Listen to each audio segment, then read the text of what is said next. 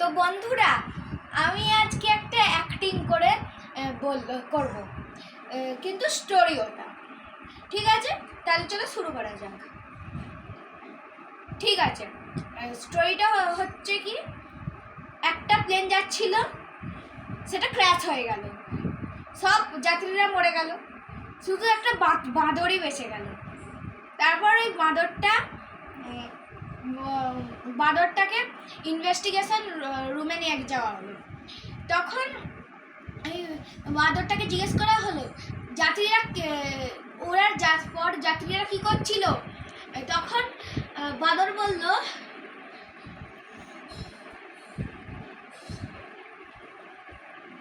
তারপর বাঁদরকে জিজ্ঞেস করা হলো যে পাইলট কি করছিল। তারপর জিজ্ঞেস করা হলো যে বাঁদর কি করছিল।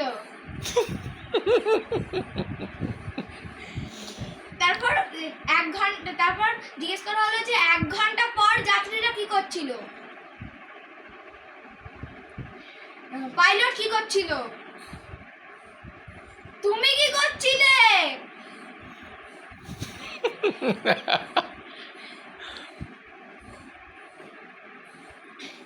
ক্র্যাশ হওয়ার 1 মিনিট আগে যাত্রীরা কি করছিল।